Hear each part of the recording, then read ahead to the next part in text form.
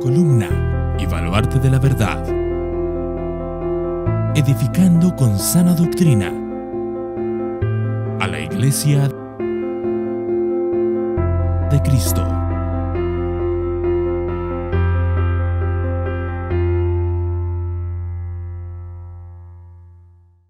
La semana pasada estuvimos viendo la revelación general de Dios y en el día de hoy vamos a hablar de la revelación especial de Dios. Ese va a ser el tema que estemos tratando hoy. No va a tener un contenido de tantas explicaciones. Más bien, en cuanto a la revelación especial de Dios, voy a tratar de dar muchas referencias de muchas formas como Dios se ha dado a conocer de esta manera. Así que lo primero que quiero que vayamos es a Génesis capítulo 1 y el versículo 1.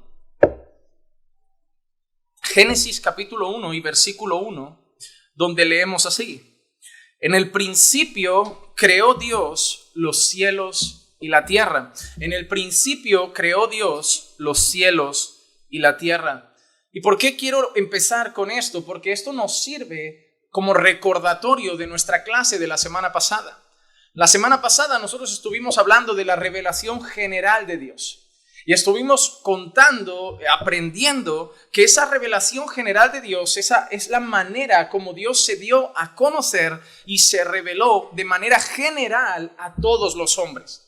No era un mensaje verbal, no era una comunicación verbal, no decía muchas cosas específicas de Dios, pero podíamos ver que en la creación, y por eso empezamos con ese versículo, Dios creó los cielos y la tierra, podíamos ver que en la creación, en el firmamento, nosotros podíamos contemplar la gloria y la majestad de Dios.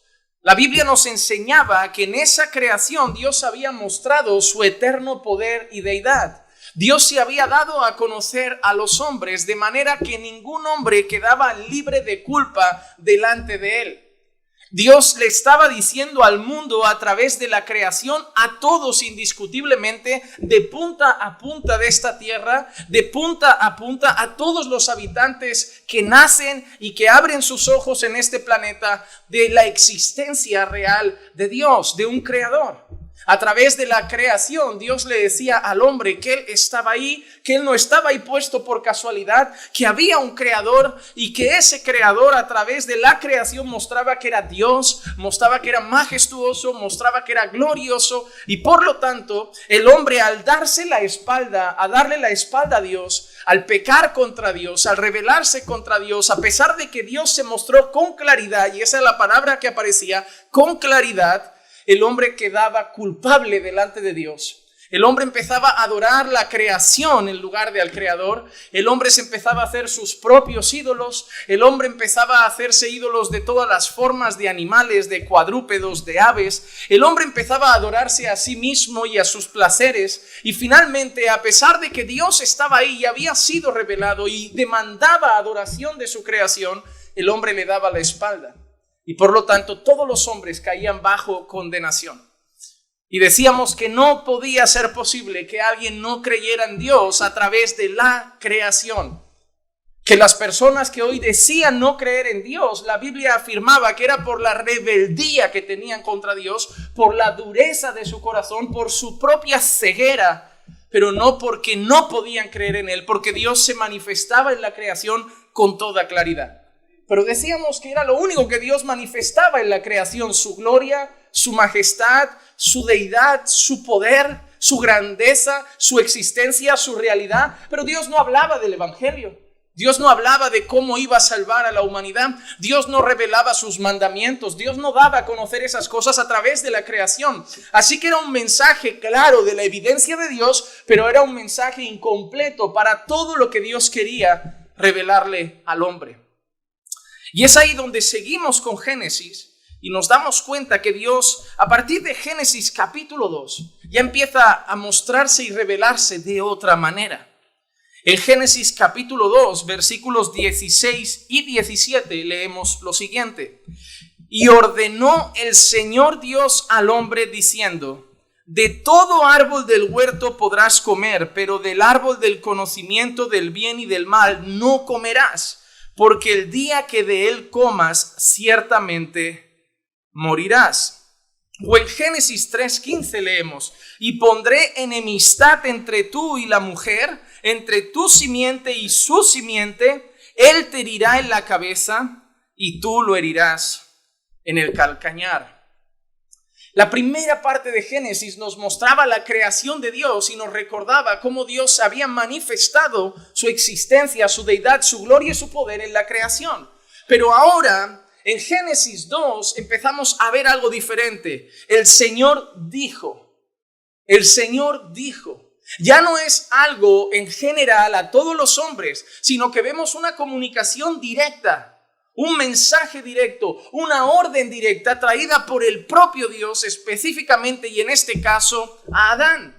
Y luego en Génesis 3 encontramos incluso la síntesis, el anuncio, el trampolín de donde iba a salir. Todo el plan de redención ya estaba anunciado ahí.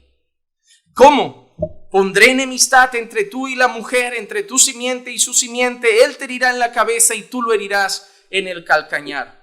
Así que vemos esa diferencia.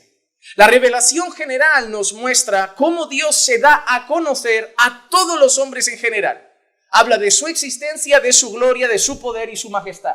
Pero la revelación especial es la manera como Dios revela directamente su voluntad, sus decretos, sus mandamientos, sus instrucciones a personas en particular, a pueblos en concreto y de maneras específicas. Así que la revelación general no nos da datos concretos sobre la persona y la obra de Dios, pero a través de la revelación especial Dios daría a conocer a los hombres todo lo que debían saber sobre Él. La revelación general es como si nos dijera: Dios es glorioso, santo, majestuoso. Y la revelación específica, la revelación especial, es la que Dios empieza a dar a conocer cada uno de sus atributos, cada uno de sus mandamientos, nos revela el plan de redención y lo hace de una manera clara, directa y específica, donde no hay sombra de dudas. Cuando hablamos de esta revelación, de la revelación especial, debemos entender que Dios lo ha hecho de diferentes maneras a lo largo de la historia. Porque nosotros hemos visto a Dios hablando con Adán, pero no hacemos lo mismo en el día de hoy con Dios.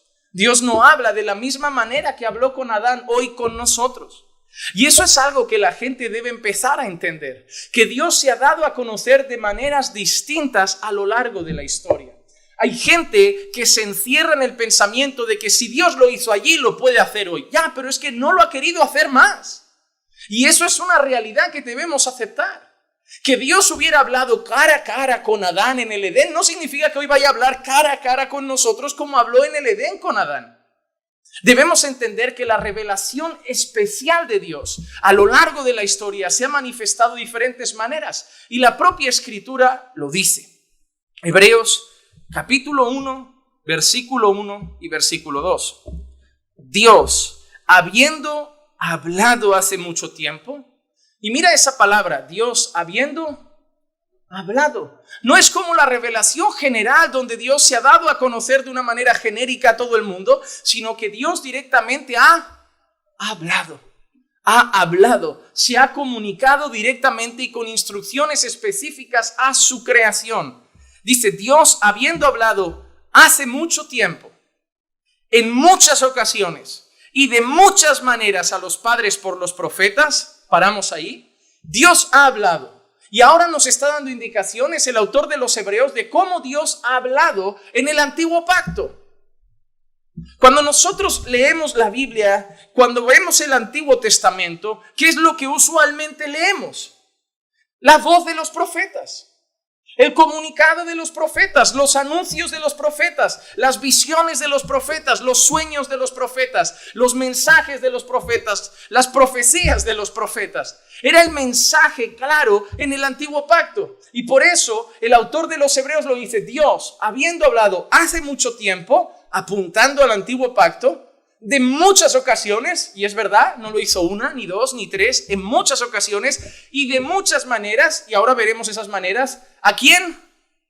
A los profetas, a los padres por los profetas. Entonces, esa expresión a los padres nos hace pensar en los patriarcas, nos hace pensar en el pueblo del antiguo pacto. Así que el autor de los Hebreos, el primer versículo nos dice cómo Dios se dio a conocer en el Antiguo Testamento. Dios se dio a conocer a nuestros padres, a los patriarcas, a los creyentes de entonces, de muchas maneras, a través de los profetas. Y ahora dice cómo Dios se ha dado a conocer en el nuevo pacto. En estos últimos días nos ha hablado por su Hijo, a quien constituyó heredero de todas las cosas, por medio de quien hizo también el universo. Cuando tú miras el Antiguo Testamento, tú ves los comunicados, las instrucciones, las profecías, los sueños y las visiones de los profetas. Pero cuando tú miras al Nuevo Testamento, ¿qué tenemos allí? ¿Empezamos con qué? Empezamos con los evangelios. ¿Y qué son los evangelios? No los escribe directamente Jesús, pero son las enseñanzas de Jesús, la obra de Jesús, la vida de Jesús. Luego podemos seguir con Hechos, pero es el avance de la iglesia bajo las instrucciones de Jesús. Luego tenemos las cartas apostólicas. ¿Pero qué enseñaban los apóstoles? Lo que hemos visto, lo que hemos oído, lo que hemos palpado, lo que hemos recibido, eso os damos. Es decir, los apóstoles no hablaban por su propia cuenta, hablaban de lo que habían recibido del Señor y a través del Santo Espíritu de Dios. Y finalmente concluimos con la revelación de Apocalipsis, que es el mensaje de Jesús, el último mensaje de Jesús revelado al apóstol Juan cuando estaba exiliado. Pero es el mensaje de Jesús, Evangelios Jesús, los apóstoles Jesús, Apocalipsis Jesús. Entonces ahí vemos el canon completo. Todo lo que Dios ha querido dar a conocer en el antiguo pacto lo ha hecho a través de profetas. Y en el nuevo pacto lo ha hecho a través de su Hijo. Entonces nosotros como iglesia, cuando hablamos de Dios, de sus atributos, de su voluntad, de sus decretos, de sus instrucciones, lo hacemos en base a las enseñanzas ¿de quién? De los apóstoles y de los profetas. Antiguo pacto y nuevo pacto. Yo no entiendo cómo teniendo estas cosas y teniendo este mensaje tan claro y contundente, sigue habiendo gente que va a las iglesias hoy, en los últimos días, buscando profetas. ¿Por qué lo hacen? ¿Ceguera, desconocimiento, ignorancia bíblica, rebeldía contra Dios? Yo te he dicho que lo he hecho así, pero tú, cabezón, ¿quieres todavía profetas? Yo te he dicho que hablé a través de profetas, luego hablé a través de mi Hijo. Ahí tienes toda la revelación de Dios, de Génesis, Apocalipsis. ¿Por qué quieres nuevas instrucciones a través de profetas? Si yo ya te he dicho cómo he hablado. Entonces la revelación especial de Dios es la manera como Dios ha dado a conocer su persona, sus atributos, su voluntad, sus decretos, sus mandamientos, su ley. Y lo ha hecho de manera directa, ya sea a través de los profetas o ya sea a través de su Hijo. Pero todo ha quedado registrado para nosotros en el día de hoy. Así que vamos a ver la manera como Dios se comunicaba en el antiguo pacto principalmente. Veremos que de tanto en tanto aparecen algunas excepciones y por favor, no caigamos en el error de mirar temas excepcionales en la Biblia y hacer de eso una ley para la iglesia. Por ejemplo, hay gente que le cuesta mucho leer el libro de Hechos, porque como no sabe todavía leer la Biblia adecuadamente, por ejemplo, encuentran en el libro de Hechos diciendo, ¿vosotros tenéis el Espíritu Santo? No, hemos sido bautizados en el nombre de Jesús, pero el Espíritu Santo todavía no lo tenemos. Ah, bueno, pues toma, recíbelo. Y lo recibían y hablaban en lenguas. De versículos como eso, la gente extrae doctrinas para la iglesia como que al recibir el Espíritu Santo, la evidencia es el hablar en lenguas. Pero eso sería extraño. Primero, porque no todos aquellos que reciben el Espíritu Santo tienen que hablar en lenguas. La primera cosa que entendemos en Efesios 1 es que el Espíritu Santo llega a los creyentes después de haber creído el Evangelio. Pero ¿por qué tenemos casos específicos así en la Biblia? Porque había personas en aquel entonces que habían creído el Evangelio, pero todavía no había venido Pentecostés. ¿Qué pasa con los que ya habían creído en el Mesías, ya habían creído en el Señor, ya habían sido bautizados, pero fue antes de Pentecostés? Solo les faltaba una cosa. Lo que a nosotros nos llega hoy automáticamente a creer el Evangelio, ellos no lo tenían, porque la promesa no se había cumplido todavía en Hechos 2, y les faltaba solo eso. Pero gente no entiende el contexto histórico en el que se dan las cosas, no entiende el funcionamiento de la iglesia en el primer siglo y hacen de eso una doctrina para la iglesia, y es algo muy peligroso. Porque Pedro tuviera un éxtasis no significa que Dios hoy nos dé éxtasis a todos. Porque José tuviera un sueño no significa que todos los hombres del Antiguo Testamento tuvieron sueños, y no significa que todos los hombres del Nuevo Testamento tuvieron sueños. Hay apóstoles que no registran sueños, hay apóstoles que no registran visiones, y hoy la gente sigue detrás de esas cosas por desconocimiento de las Escrituras. Debemos saber diferenciar la regla de la excepción. Por eso cuando alguien te dice, ¿Dios puede darle un sueño a alguien? Claro que sí. ¿Es la regla de Dios? Claro que no. Y esa es la diferencia, que en muchas iglesias se ha hecho de eso una regla.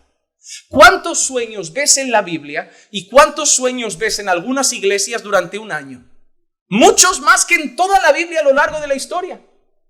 Hay gente que semanalmente tiene sueños, visiones y éxtasis, y en la Biblia se ven esporádicamente. Hacemos de excepción las reglas. Otra cosa interesante, la mayoría de sueños y visiones, como veremos algunos aquí, tenían que ver con algo que afectaba a todo el pueblo de Dios.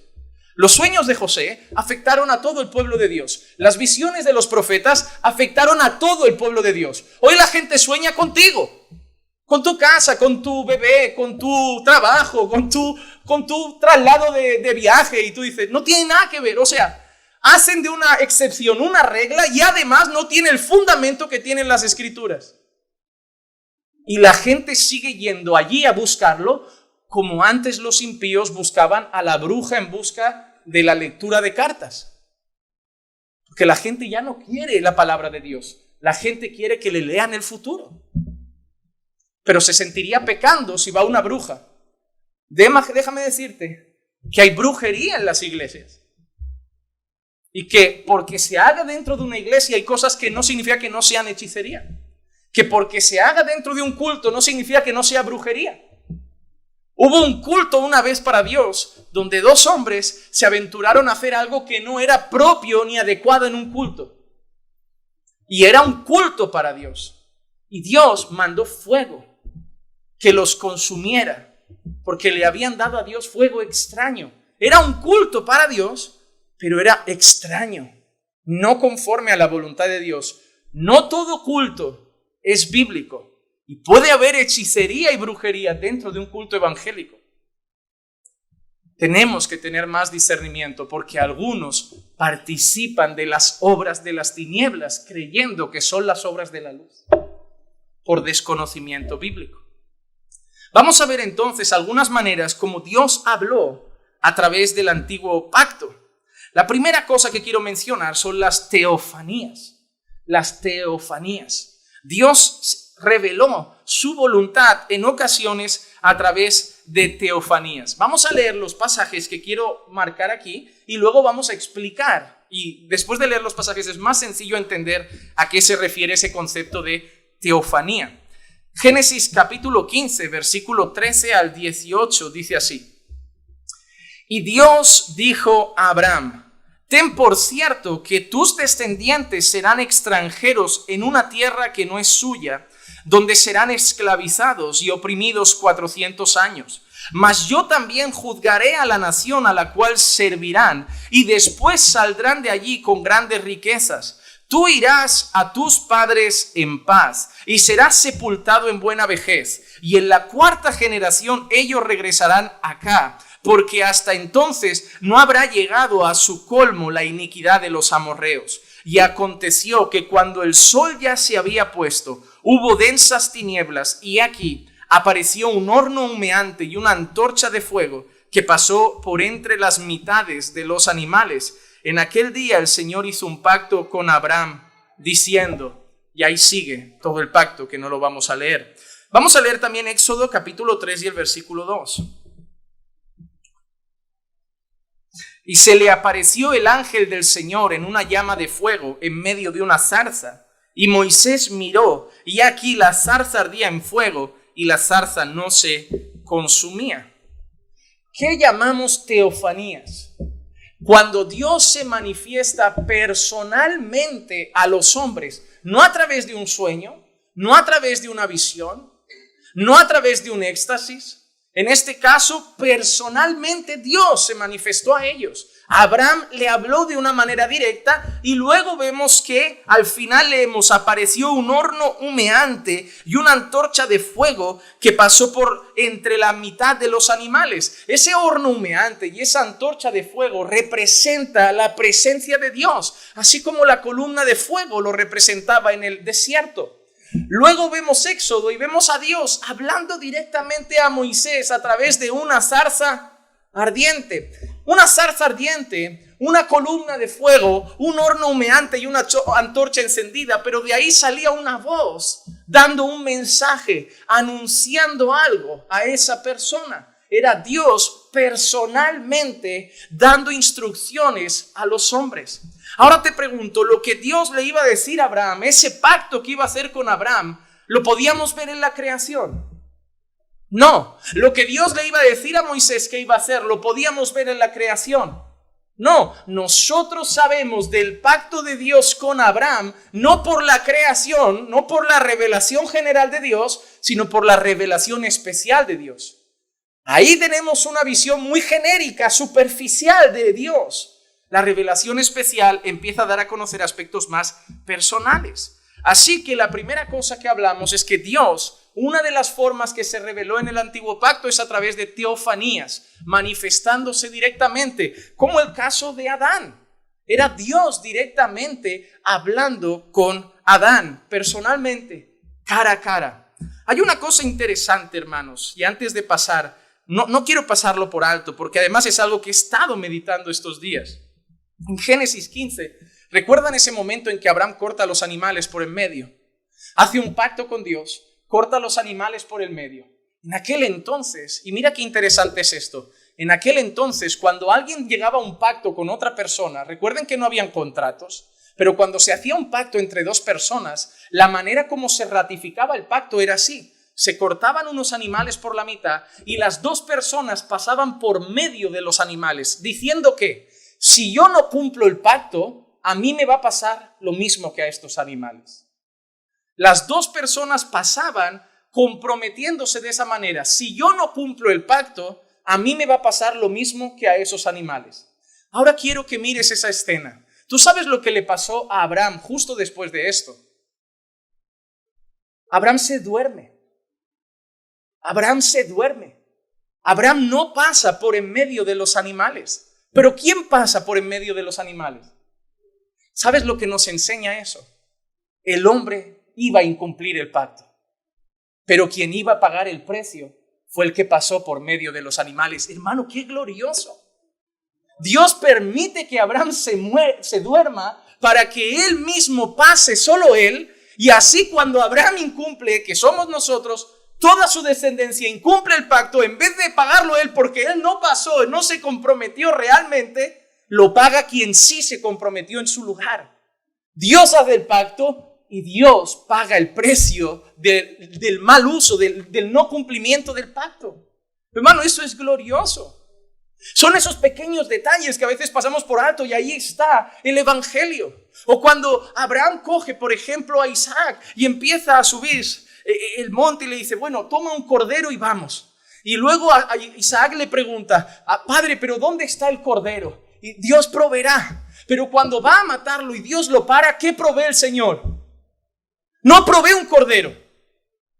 La palabra cambia. Un carnero. Porque el cordero de Dios lo iba a proveer mucho después. Hermanos, son esos detalles. Últimamente tengo muchas ganas de predicar Génesis, pero es que es muy largo. Pero son esos detalles que mientras los estudias te dan unas ganas de dar un gloria a Dios tan grande como no había visto eso. Yo había leído solo eso como un acto de fe. Yo no había visto tantos detalles. No, es maravilloso, hermano. Voy a seguir que si no me enzarzo aquí. No ardientemente, pero me enzarzo. Cómo Dios también ha hablado en el antiguo pacto. Cómo Dios ha revelado también su voluntad a través de las tablas de la ley. En Éxodo 32:16 encontramos: y las tablas eran obra de Dios, y la escritura era escritura de Dios grabada sobre las tablas. Así que nosotros tenemos los mandamientos de Dios porque Dios mismo ha revelado esos mandamientos. Imagínate, tú ves el universo y dices: uy, es pecado codiciar. Tú ves las estrellas y dices: es pecado levantar falso testimonio. No sabes eso, pero esa revelación específica Dios la ha dado directamente, y en este caso a través de las tablas de la ley. Vamos a ver otra cosa, otra forma interesante como Dios ha dado a conocer su voluntad, su persona, su revelación. También lo ha hecho a través de sus ángeles. A través de sus ángeles. En Daniel capítulo 9, versículo 20 al 22, leemos lo siguiente: aún estaba yo hablando, orando y confesando mi pecado y el pecado de mi pueblo Israel, y presentando mi súplica delante del Señor mi Dios por el santo monte de mi Dios. Todavía estaba yo hablando en oración cuando Gabriel, el hombre a quien había visto en la visión al principio, se me acercó, estando yo muy cansado, como a la hora de la ofrenda de la tarde. Me instruyó, habló conmigo y dijo: Daniel, he salido ahora para darte sabiduría y para darte entendimiento. ¿Quién es ese Gabriel? Es un ser angelical, enviado por el Señor para tratar y dar un mensaje a su profeta. Y es aquí donde hablo de las excepciones. No es algo muy común en el Nuevo Testamento, pero en el Nuevo Testamento también tenemos algunas revelaciones fruto de los ángeles del Señor. Por ejemplo, y la más grandiosa, Lucas capítulo 2, versículo 10 y versículo 11. Mas el ángel les dijo: no temas, porque aquí os traigo buenas nuevas de gran gozo, que serán para todo el pueblo, porque os ha nacido hoy en la ciudad de David un Salvador, que es Cristo el Señor. El anuncio del Mesías tú lo ves en las estrellas, tú lo ves en los árboles, tú lo ves en los ríos, tú lo ves... No. Y seguramente si los ángeles no hacen esa confesión, esa revelación, dan esa información, muchas personas podrían estar dudando, podrían pensar que era un bebé más, pero un ángel del Señor trae un mensaje. Os traigo buenas nuevas. Hoy ha nacido en la ciudad de David un Salvador, Cristo el Señor.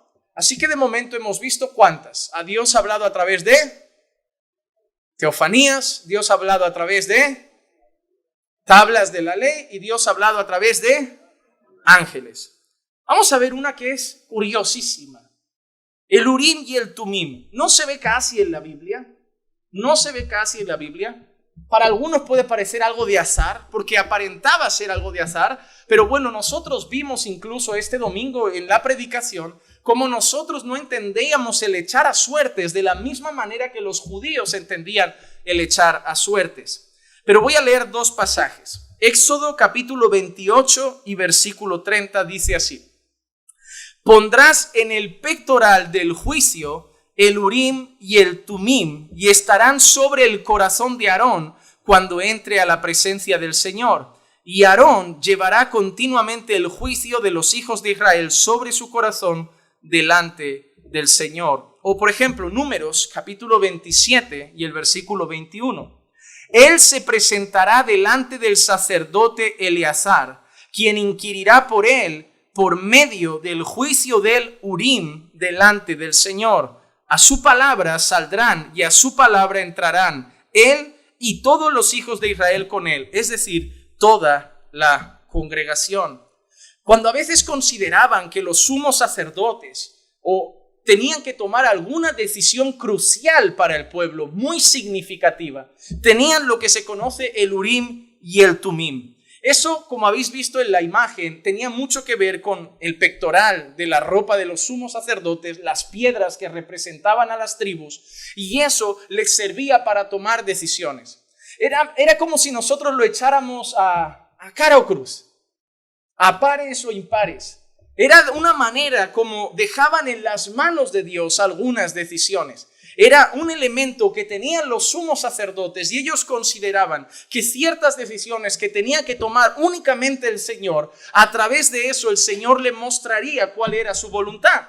Y la gente obedecía la instrucción del sacerdote que había obtenido a través del Urim y el Tumim. Así que cuando Dios quería hacer algo en su pueblo y tomar ciertas decisiones en su pueblo, la manera como revelaba su voluntad y daba a conocer sus decisiones también era a través del Urim y el Tumim. Vamos ahora a hacerlo así también hoy, porque así se hizo alguna vez. Repito lo mismo, no podemos usar cosas excepcionales que pasaron en el Antiguo Testamento y decir, ahora vamos a conseguir eso y vamos a tomar así ciertas decisiones también, que cuando los pastores vayan a orar al Señor, se lleven 2 piedras de colores diferentes. Si sale rojo, alquilamos local. Si sale azul, compramos local. Tú dices, Señor, salió rojo, hermanos, el Señor ha dicho que vamos a alquilar en vez de comprar. Hoy no lo vamos a hacer de la misma manera. Tenemos que entender que eran formas específicas de hablar en el antiguo pacto. La más común de todas y la que todos conocemos es la de los profetas. Dios ha hablado a través de sus siervos, los profetas. Daniel 9, versículo 10. Y no hemos obedecido la voz del Señor nuestro Dios para andar en sus enseñanzas que Él puso delante de nosotros por medio de sus siervos, los profetas. Cuando nosotros miramos la creación, nosotros no vemos las enseñanzas de Dios. Cuando nosotros miramos los mares, no vemos las enseñanzas de Dios. Pero Dios quería instrucciones para su pueblo, quería darle el camino que debían seguir, mandamientos que debían obedecer, enseñanzas que debían cumplir. ¿Y cómo Dios dice que ha dado esas enseñanzas? A través de sus siervos, los profetas. Entonces, la gente entendía en aquel entonces que desobedecer la voz de los profetas era desobedecer la voz de Dios. Porque ellos no hablaban por su propia cuenta, sino que hablaban inspirados por Dios, lo que Dios les daba para que hablasen. En Números 9:30 podemos leer lo siguiente. Sin embargo, tú los soportaste por muchos años y los amonestaste con tu espíritu por medio de tus profetas, pero no prestaron oído. Entonces los entregaste en mano de los pueblos de estas tierras. ¿Cómo Dios amonestó a su pueblo? ¿Cómo Dios corrigió a su pueblo? ¿Cómo Dios llamó la atención a su pueblo? A través de sus profetas. Dios le dio sueños a todo el pueblo. Dios le dio revelaciones a todo el pueblo. No, Dios tenía un siervo al que Dios usaba, o unos siervos específicos a los que Dios usaba, los profetas, y el pueblo solo miraba allí y esperaban las instrucciones de Dios. Hermanos, eso es así. Cuando nosotros vemos el antiguo pacto, nosotros no vemos al pueblo comunicarse directamente con Dios. Vemos al pueblo mirar a Moisés y ver qué quiere Dios. Vemos al pueblo mirar a los profetas y ver qué quiere Dios. En el Nuevo Testamento nosotros tenemos una figura muy similar. ¿Cuál es la figura equivalente a los profetas? Los apóstoles. La iglesia miraba ¿a quién? Jesús ya ascendido, está a la diestra del Padre. Ahora ¿a quién miramos? ¿A quién escuchamos? ¿A quién seguimos? ¿A quién hacemos caso? ¿Quién consideramos que habla en nombre de Dios? Los apóstoles. Y lo que decían los apóstoles consideraban que era la voz de Dios. Así como lo que decían los profetas consideraban que era la voz de Dios. Si Pablo mandaba una carta a Éfeso y decía, esto se tiene que cambiar, ¿qué hacía la iglesia? Lo cambiaba porque creía que hablaba en nombre de. Si Pablo mandaba una carta a Corinto y decía, a ese hermano lo echáis de la iglesia, ¿qué hacía la iglesia? Porque creía que hablaba en nombre de. Si los profetas decían para la derecha, ¿qué hacía el pueblo? Derecha. Si tú hoy crees que el oficio de profeta y apóstol sigue vigente y mañana ese apóstol nos manda una carta y dice, ese pastor fuera, ¿sabéis qué tenéis que hacer? Echarme fuera. Porque la voz de los apóstoles es la voz de Dios. Si yo creo entonces que el oficio apostólico sigue ahí, entonces tengo que aceptar que siguen siendo la voz de Dios, no para sus iglesias. Porque la voz de Pablo no era para su iglesia. La voz de Pablo era para la iglesia. La voz de Pedro era para la iglesia. La voz del apóstol Juan era para la iglesia. Entonces, si hoy creo que hay alguien que es un apóstol también, su voz es para la... ¿Tú sabes lo peligroso que es eso?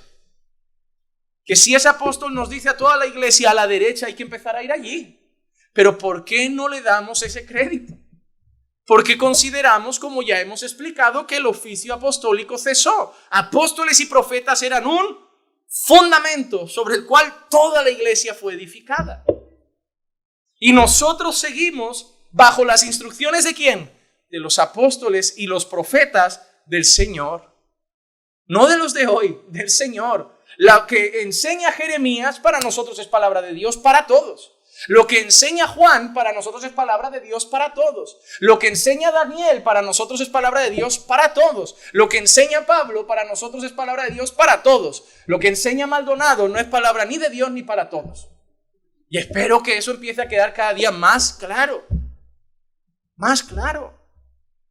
Dios habló a través de sus profetas, dio enseñanzas a través de sus profetas, corrigió y amonestó al pueblo a través de sus profetas. Lo que ellos decían era lo que venía de Dios. Y mira qué interesante. Ellos no venían con mensajes de, hay aquí una persona que sufre.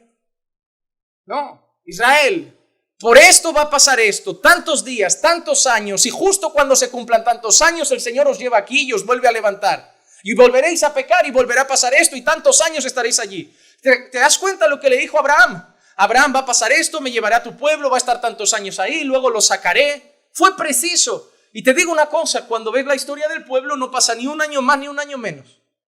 Hoy es todo abstracto. Hay alguien que sufre, una mujer que llora por su marido.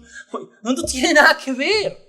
Y la gente ahí como, habla Señor, habla, yo lo recibo. ¿Sabes lo que más me duele? Es cuando uno alza la voz de esta manera. Uno es el malo, uno es el juez, uno es el tirano. ¿Y sabes quiénes los suelen defender? Los que están siendo engañados por ellos. Los que tú quieres que abran los ojos son los que te odian. Tú quieres que sean libres y ellos te odian. ¿Hasta dónde llega la esclavitud? Por eso estoy convencido que los apóstoles y profetas de hoy no son solo fruto de su propia carne y codicia, sino que están respaldados por el mismo diablo que ciega a las personas que tienen delante. Estoy convencido de ello. El poder de Satanás juega a su favor. ¿Cómo más habló Dios en el antiguo pacto? Vamos a ver algunas cosas más a través del texto bíblico. Dios también usó sueños para dar a conocer su voluntad. Génesis capítulo 20 y el versículo 3. Pero Dios vino a Abimelech en un sueño de noche y le dijo, he aquí, eres hombre muerto por razón de la mujer que has tomado, pues esta está casada. Y tú dirás, pero este hombre ni era esto ni era aquello, y Dios le dio un sueño, pero ¿de quién era esa mujer? ¿De quién era esa mujer? Lo que pasaba con esa mujer afectaba a todo el pueblo, porque era la mujer de Abraham. En Génesis 31, 11 al 13, entonces el ángel de Dios me dijo en el sueño, Jacob, y yo respondí, heme aquí. Y él le dijo, levanta ahora los ojos y ve que todos los machos cabríos que están cubriendo las hembras son rayados, moteados y abigarrados, pues yo he visto todo lo que Labán te ha hecho. Yo soy el Dios de Betel, donde tú ungiste un pilar, donde me hiciste un voto. Levántate ahora, sal de la tierra y vuelve a la tierra donde naciste. ¿Sabes qué es lo peor? Que hay iglesias que toman ese pasaje, lo van a predicar y ¿sabes qué le dice a la iglesia? Iglesia, hoy vamos a ungir un pilar y vamos a hacer un voto para el Señor. Hay iglesias que aman los relatos del Antiguo Testamento para hacer lo mismo. Hazte un altar en casa, como se lo hizo Jacob. Unge un pilar, como hizo Jacob. Hermano, uno de los temas importantes que veremos este jueves es la necesidad de no solo citar Biblia, citarla bien. Citarla bien. Porque lo que Dios estaba tratando aquí no era cualquier cosa, no era el destino de un simple hombre, era Jacob. Iba a afectar a la nación, iba a afectar al pueblo, iba a afectar al futuro del pueblo de Dios de alguna manera. Era la historia de un hombre que marcaría genealogías. Hoy hablamos del Dios de Abraham, de Isaac y de Israel, de Jacob. Dios no trataba con todo el mundo. Dios no le iba dando sueños a todas las mujeres de Jacob. Dios no le iba dando sueños a todos los hijos de Jacob. Dios no iba dando sueños a todos los hombres del Antiguo Testamento. Dios no ha dado sueños a todos los hombres del Nuevo Testamento. Pero, hermano, no hay nada más triste que una lectura superficial de la palabra de Dios. Por muchos siglos, la Iglesia Católica tuvo la Biblia solo en latín para poder manipular la conciencia de las personas que no hablaban latín.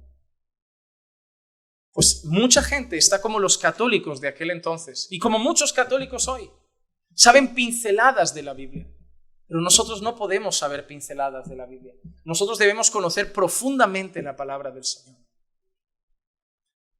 Hermano, no hay instrumento para manipular a más gente más práctico que la Biblia. A través de ella hombres se han enriquecido. A través de ella hombres han montado imperios lujosos para sus familias. A través de ella, hechicería y brujería se ha metido en la iglesia usando versículos bíblicos. A través de ella se ha ofrecido fuego extraño al Señor como esos hombres usando versículos bíblicos. O yo tengo que amenazar, cuando ahora se den los anuncios de la ofrenda, yo le voy a decir a los hermanos que os recuerde lo de Ananías y Zafira. Hermanos, si hay por ahí alguno antes de ofrendar que quiera acordarse de Ananías y Zafira, mida su tacañería. La Biblia dice que dé conforme Dios lo haya prosperado. A lo mejor Dios te está bendiciendo y tú eres tacaño. Cuidado, que mató a 2, puede ser el tercero. ¿Hago eso? Porque es fácil manipular, es fácil meter miedo, es fácil decirte con un versículo: me habéis robado en vuestros diezmos y en vuestras ofrendas. Ahora voy a mandar al saltón, al revoltón y al devorador y empezarte a amenazar de alguna manera, como si tú pensaras que o das el 10% clavado o mañana te vienen deudas, te echan del trabajo. Y no das por gratitud, no das por amor, no das para el Señor, das para ti, para blindar tu economía, por miedo. Así que Dios también ha hablado a través de sueños. Y finalmente, me gustaría mencionar otra propia del Antiguo Testamento. Dios habló a través de visiones. De visiones. Isaías capítulo 1 y el versículo 1 dice: visión que tuvo Isaías, hijo de Amós, concerniente a Judá y a Jerusalén, en los días de Uzías, Jotam, Acaz y Ezequías, reyes de Judá. Isaías capítulo 6 y el versículo 1. En el año de la muerte del rey Uzías, vi yo al Señor, una visión, sentado sobre un trono alto y sublime, y la orla de su manto llenaba el templo. Versículo 8. Y oí la voz del Señor que decía: ¿a quién enviaré? ¿Quién irá por nosotros? Entonces respondí: heme aquí, envíame a mí. ¿Acaso tiene que ver eso con la vida de Isaías? ¿Acaso tiene que ver eso con el trabajo? Con si va a tener un sueldo más grande, o si va a tener una casa mayor, o un coche mayor, o se va a mudar de ciudad. No, estaba dando un recado glorioso. Iba a ser el profeta que más iba a usar el Señor para anunciar textos y profecías mesiánicas, para anunciar la llegada del Cordero, para anunciar la llegada del Cristo, para anunciar la llegada del Mesías. Todas las visiones y sueños del Antiguo Testamento tuvieron impacto hasta hoy. Fueron enseñanzas que nos marcaron. No fueron cosas tan vanas y pasajeras como un coche, un trabajo, un bebé, adivinar un sexo. No eran cosas tan inútiles como esas, tan insignificantes. Eran cosas que daban instrucciones, que hablaban de Dios, que marcaban a su pueblo. Y hasta hoy tomamos esas visiones y seguimos teniendo enseñanzas de ellas. El Señor le dijo a uno de sus profetas: el que tenga sueños, que hable el sueño, y el que tenga mi palabra, que hable mi palabra. Incluso Él lo pone en una comparación extrema, como diciendo: ¿qué tiene que ver la paja con el martillo, con el fuego, Como diciendo, una cosa es insignificante al lado de la autoridad y la grandeza de la otra. ¿Que tienes un sueño? Pues cuenta el sueño, le decía ese profeta. Era un profeta, Era un profeta y le decía, si tienes sueño, habla de tu sueño, pero si te doy palabra, habla mi palabra. ¿Hoy qué tenemos? ¿Tenemos o no tenemos la palabra? Tenemos la palabra profética más segura. Tú no nos das confianza, pero las escrituras son infalibles. Porque solo hay un sólido fundamento para nuestra vida y es la santa palabra de Dios. Infalible, perfecta, inerrante y suficiente. Tú quieres sueños, allá tú con tu vida. Quieres las visiones de la gente, allá tú con tu vida. Quieres los Dios me ha mostrado y Dios ha puesto en mi corazón, allá tú con tu vida. Yo quiero la palabra de Dios, esa no falla. Y esa no hay que preguntar, ¿cómo sabemos si ese sueño viene de Dios? La palabra viene de Dios, pero te digo lo que viene de Dios. San Mateo, Hechos, Romanos, Primera de Pedro, Primera de Corintios, Colosenses, Primera de Tesalonicenses, Apocalipsis, Génesis, Daniel, Jeremías. Eso viene de Dios. ¿Y cómo sabemos que viene? Porque toda escritura es inspirada por Dios. Hechos capítulo 10, versículo 9 al 13. Mira lo que leemos. Al día siguiente, mientras ellos iban por el camino y se acercaban a la ciudad, Pedro subió a la azotea a orar como a la hora sexta. Tuvo hambre y deseaba comer, pero mientras le preparaban algo de comer, le sobrevino un éxtasis. Y vio el cielo abierto y un objeto semejante a un gran lienzo que descendía, bajado a la tierra por las 4 puntas. Había en él toda clase de cuadrúpedos y reptiles de la tierra y aves del cielo. Y oyó una voz que dijo, levántate, Pedro, mata y come. Pastor, ¿lo ves? En el Nuevo Testamento hay un sueño, hay un éxtasis, hay una visión. Pero esa visión afecta a todo el pueblo de Dios. Había un apóstol, sobre todo uno, que tenía mucha dificultad de integrarse con los gentiles. Incluso en una ocasión fue reprendido por el mismo Pablo, porque cuando los judíos aparecían en escena, se alejaba un poquito de los gentiles como, no vaya a ser que me juzguen. Y alguien en esa visión le estaba diciendo a un apóstol del Señor Jesucristo, yo he limpiado a todos. No solo a los judíos, todo aquel que cree en mí lo he limpiado, judíos y gentiles. Así que esa éxtasis de Pedro tenía mucho que ver con nosotros hoy. Porque el mismo Pedro con sus ojos, y no es casualidad que fuera Pedro, daría testimonio de cómo gentiles hablaron en lenguas. Porque en Hechos capítulo 2, cuando baja el Espíritu Santo y está Pedro allí, habían gentiles. ¿O eran todos judíos? Eran todos judíos allí reunidos. ¿Qué podía pensar Pedro? Dios ha derramado su espíritu en su pueblo y su pueblo sigue siendo las ovejas perdidas de la casa de Israel. Pero Pedro es el que da testimonio de cómo un gentil muy conocido, en el momento que está delante de él, recibe el Espíritu Santo y también habla en lenguas. Y qué casualidad que él hable en lenguas. ¿Qué le estaba diciendo Dios a Pedro? Lo mismo que le he dado a los judíos que han creído en Jesús, es lo mismo que le he dado a los gentiles que han creído en Jesús. Pedro fue el que Jesús, Dios, el Espíritu Santo, más trató su corazón para que aceptara la inclusión de los gentiles en el pueblo de Dios. Piensen, la tradición de la que venía Pedro era la misma que Pablo, judío, con su tribu, con su maestro, con su rabino que le había enseñado. Es el Dios de Israel, ese es mi pueblo, Dios habita en Jerusalén. Para ellos los gentiles no eran más que perrillos. ¿Recuerdan las palabras de Jesús? Le voy a dar a los perrillos. Así lo veía Pedro. ¿Qué le está enseñando Dios a Pedro con ese éxtasis? Tú los ves perrillos ahora, pero a partir de ahora los vas a ver hermanos. Hermanos, porque Pedro, yo he salvado a un pueblo de toda lengua, tribu y nación. Eso es lo que está pasando. Tenemos que entender los contextos para entender incluso las visiones, para entender incluso las revelaciones. Es como cuando la gente mira Apocalipsis y busca a Rusia, helicópteros. Cuando cayeron las Torres Gemelas, la gente en Apocalipsis decía que veía helicópteros en un versículo. Hermano, ¿quién recibe el libro de Apocalipsis? Fue ocultado 2000 años hasta llegar a nosotros. ¿O ya fue escrito para algunas personas? ¿O no recibió la carta de Éfeso, la iglesia de Éfeso su carta? ¿O no recibió la iglesia de Laodicea su carta? ¿O no recibieron los creyentes de parte de Juan eso? Y tú te imaginas a los creyentes recibiendo, mira, Jesús me ha revelado esto. Y ellos, no, pero estos son los helicópteros que inventarán para allí, para el 1990. ¿Tú crees que ellos lo veían así o ellos tenían que entenderlo? ¿Tú crees que ellos no lo tenían que entender? Este libro no es para nosotros, que se trata del futuro. No, hermano. Los creyentes de aquel entonces recibieron Apocalipsis y entendieron Apocalipsis. Entendieron lo que estaba pasando, entendieron lo que decía Jesús, entendieron las cosas. ¿Por qué si no? El que nosotros esperamos como el anticristo ha tenido muchos nombres a lo largo de la historia, porque cada quien lo ha aplicado a su tiempo. Era Nerón para muchos.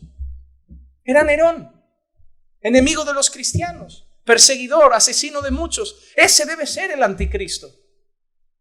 La historia sigue y luego van apareciendo. Hitler es el anticristo, Mussolini es el anticristo, el Papa de Roma es el anticristo, Rey Felipe es el anticristo. Ahora la de Italia, la primera ministra de Italia es el anticristo. Cada cual inventa uno. Pero debemos entender que todo lo que Dios decía era para que se entendiera. Era para que se entendiera en aquella época. Hermano, tú no puedes leer Apocalipsis con las gafas de nuestro siglo. Tienes que leer Apocalipsis con las gafas de aquel siglo. Si no, no lo vas a entender bien. Así que en el antiguo pacto, Dios ha hablado de muchas maneras. Hemos visto cuántas. Decidme algunas. Mano alzada. A ver, que no se haga un jaleito. ¿Cuáles hemos dicho? Antiguo pacto. Profetas. ¿Qué más? Romer. Las tablas de la ley. ¿Qué más, hermanos? Mano arriba. Marc. Teofanías. Lili. ¿Cuál? Sueños. ¿Qué más? Ángeles. ¿Qué más? Visiones. ¿Qué más? Éxtasis. ¿Qué más? Muy bien. ¿Sí? Muy bien. El Tumim y el Urim. Vamos entonces rápido. Cuando miramos ya el nuevo pacto, nosotros ya vemos otras cosas. En primer lugar, tenemos la palabra profética más segura, las Sagradas Escrituras. Eso no corresponde solo al nuevo pacto. Eso es la totalidad de los profetas, más lo que Dios ha dicho a través de su Hijo, que lo ha seguido diciendo a través de los apóstoles. Segunda de Timoteo 3, 16 y 17. Toda escritura es inspirada por Dios y útil para enseñar, para reprender, para corregir y para instruir en justicia, a fin de que el hombre de Dios sea perfecto y equipado para toda buena obra. Hermano, todo lo que necesitas para ser un buen creyente está en la Escritura. Toda la Escritura es inspirada por Dios con el fin de que al final te equipes para buena obra, seas perfecto y equipado para toda buena obra. Todo lo que necesitas para tu vida cristiana está en la Escritura. No necesitas nada más. Nada más. Romanos 15, 4. Porque todo lo que fue escrito en tiempos pasados para nuestra enseñanza se escribió, a fin de que por medio de la paciencia y el consuelo de las Escrituras tengamos esperanza. Todo lo que fue escrito en tiempos. Mira lo que está afirmando Pablo. Pablo está afirmando que para los creyentes del nuevo pacto, los escritos del antiguo pacto también son. También son. Él está diciendo todo lo que fue escrito en tiempos pasados. Y Pablo, ¿qué está pensando? Las visiones de Daniel, las visiones de Isaías, las profecías de Jeremías, todo el relato del Pentateuco a través de Moisés. Todo eso fue para que nosotros tuviéramos una enseñanza. Primera de Corintios 10, 11. Estas cosas les sucedieron como ejemplo y fueron escritas como enseñanza para nosotros, para quienes ha llegado el fin de los siglos. Está hablando de los sucesos del Antiguo Testamento y Pablo dice que esas cosas sucedieron como ejemplo y fueron escritas como enseñanza para nosotros, a quienes ha llegado él.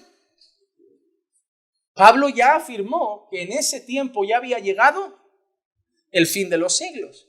Y hemos leído en Hebreos que en los últimos tiempos Dios ha hablado a través de su Hijo. Así que Pablo dice, tenemos lo de antes que sirve para nosotros hoy, para esta enseñanza, para los que estamos en el fin de los siglos. Y también tenemos lo que Dios ha dicho en el fin de los siglos a través de su Hijo. ¿Y cómo ha traído las enseñanzas a través del Hijo? Precisamente a través de los apóstoles. Primera de Corintios 2, 12 y 13 dice, y nosotros hemos recibido no el espíritu del mundo, sino el espíritu que viene de Dios, para que conozcamos lo que Dios nos ha dado gratuitamente, de lo cual también hablamos no con palabras enseñadas por sabiduría humana, sino con las enseñadas por el Espíritu, combinando pensamientos espirituales con palabras espirituales. Pablo afirma de una manera sencilla y clara que lo que ellos enseñan son palabras que no provienen de la sabiduría de los hombres, sino de Dios. De Dios. En Hechos capítulo 9 y el versículo 3 al 6, leemos así. Y sucedió que mientras viajaba, al acercarse a Damasco, de repente resplandeció en su derredor una luz del cielo. Y al caer a tierra, oyó una voz que le decía, Saulo, Saulo, ¿por qué me persigues? Y él dijo, ¿quién eres, Señor? Y él respondió, yo soy Jesús a quien tú persigues. Levántate, entra en la ciudad y se te dirá lo que debes hacer. Y nosotros vemos que Pablo incluso posteriormente cuenta en alguno de sus testimonios, en algunas cartas, revelaciones que tuvo directas del Señor. Él tuvo un trato directo con el Señor. Las palabras de Pablo venían del mismo Señor Jesucristo, tanto que él le dice en una de sus cartas a una iglesia, porque recibisteis la palabra como lo que es, no palabra de hombres, y sí palabra de Dios. Y finalmente, y la manera más contundente como Dios ha hablado, es a través de su Hijo. En Filipenses capítulo 2, versículos 6 al 8, el cual, aunque existía en forma de Dios, no consideró el ser igual a Dios como algo a que aferrarse, sino que se despojó a sí mismo, tomando forma de siervo, haciéndose semejante a los hombres, y hallándose en forma de hombre, se humilló a sí mismo, haciéndose obediente hasta la muerte y muerte de cruz. Cristo es el Hijo encarnado, es Dios hecho hombre. ¿Hemos visto la misericordia de Dios en las nubes? Pero la hemos visto en Jesús. Hemos visto la paciencia de Dios en las montañas, pero la hemos visto en Jesús. Hemos visto por ejemplo, la bondad, la gracia de Dios en los árboles, pero la hemos visto en Jesús. Lo hemos visto en Jesús. El Dios invisible que había mostrado una visión general de quién era en toda la creación a través de su Hijo, se ha hecho visible a los hombres, se ha dado a conocer, y no solo a través de sus atributos, sino a través de su mensaje. Por eso Jesús decía en Juan 12:49, porque yo no he hablado por mi propia cuenta, sino que el Padre mismo que me ha enviado me ha dado mandamientos sobre lo que he de decir y lo que he de hablar. Así que en el Nuevo Testamento, Dios ha hablado a través de su Hijo y a través de sus apóstoles. En el Antiguo Pacto ha hablado especialmente a través de sus profetas. Se ha comunicado con Adán, se ha comunicado con Abraham, ha usado teofanías, ha usado las tablas, ha usado ángeles, ha usado visiones, ha usado sueños. Pero la revelación especial es lo que Dios ha dado directamente y específicamente a conocer de Él y de su voluntad, tanto en el Antiguo Pacto como en el Nuevo Pacto. Por eso, repito Hebreos 1, 1 y 2. Dios, habiendo hablado hace mucho tiempo, en muchas ocasiones y de muchas maneras. ¿Qué maneras hemos visto? Teofanías, las tablas, las visiones, los ángeles, sueños, a los padres por los profetas. En estos últimos días nos ha hablado por su Hijo y las enseñanzas de los apóstoles que venían de Él, a quien constituyó heredero de todas las cosas, por medio de quien hizo también el universo. Es por eso, amados hermanos, que al final del libro de Apocalipsis hay esta advertencia tan solemne, porque lo que Dios quería decir, ya lo ha dicho. Dios ha revelado su mensaje completo. Y en Apocalipsis 22, 18 y 19, leemos así: yo testifico a todos los que oyen las palabras de la profecía de este libro. Si alguno añade a ellas, Dios traerá sobre él las plagas que están escritas en este libro. Y si alguno quita de las palabras del libro de esta profecía, Dios quitará su parte del árbol de la vida y de la ciudad santa escritos en este libro. Hermano, Dios ha hablado de manera general en la creación, de manera especial a través de profetas y a través de su Hijo. Tenemos todo lo que Dios ha querido decir y es suficiente para nuestra vida y relación con Dios.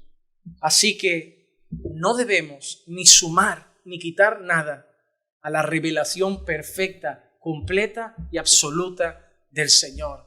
Que Dios nos libre de caer bajo la maldición que Él mismo ha establecido para los que hagan esas cosas. Y que sepáis que si habéis conocido a algún pastor o maestro que lo ha hecho, ese juicio vendrá sobre su cabeza.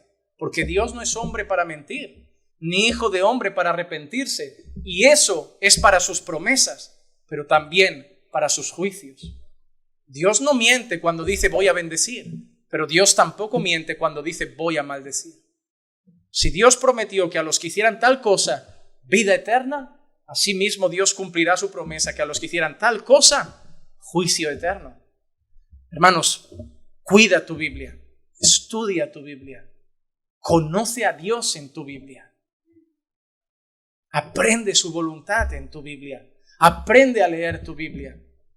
Puede ser que algunos hayan considerado una clase quizá un poco más aburridita o un poco más pesada, teología bíblica. Pero si supieran la importancia de leer la Biblia. Porque ustedes saben leer, pero no todos los que saben leer la Biblia. La Biblia no es un libro cualquiera. Y leer la Biblia requiere saber leer la Biblia. Y sobre todo, con los ojos de un cristiano. Así que, hermanos, yo deseo que lo que hemos aprendido en estas últimas 2 clases sobre la revelación de Dios les haga entender 2 cosas. Que lo que Dios quiere que sepan de Él y su voluntad está escrito para que no busquen otras fuentes. Y 2, que si lo conocen poco es porque la están buscando en otras fuentes. Y perdiendo tiempo en otras fuentes, porque tienen Biblias de todos los colores, traducciones, tamaño de letra, la del joven, la de la viuda, la de la mujer virtuosa, la del hombre, la del predicador. Tenemos 80 Biblias en casa y leemos los salmos 80 veces y no hemos leído la ley ni una.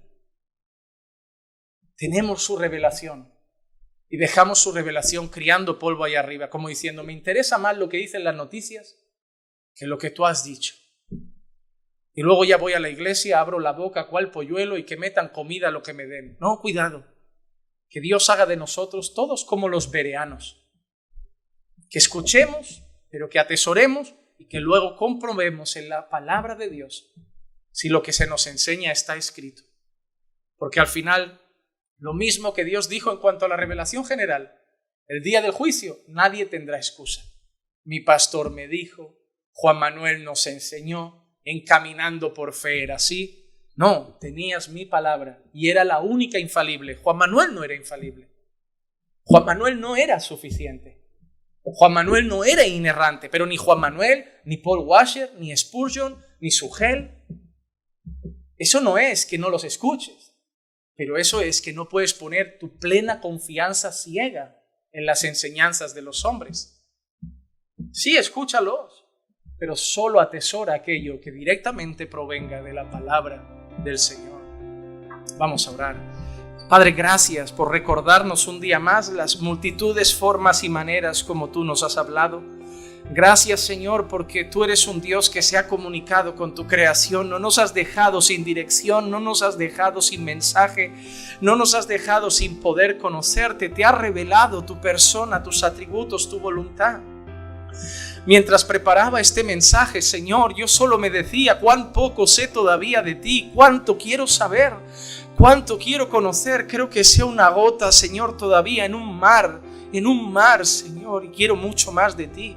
No quiero ser una persona que te conoce de una forma superficial. Quiero profundizar en ti. Quiero saber más de cada uno de tus atributos, dar a conocer tu voluntad de una manera fiel y precisa. Y no decir nada de lo que yo he pensado, o he visto, o he soñado, Señor, porque tengo tu palabra y tu palabra es suficiente. Llévanos, Señor, a un estudio y una dedicación más profunda en tu palabra. Que sea nuestra comida en la mañana, en la tarde y en la noche, y que desde hoy se despierte en nosotros por tu Espíritu un deseo firme de conocer más y más las Escrituras. Te lo ruego, Padre amado, en el nombre de Jesús. Amén, amén y amén.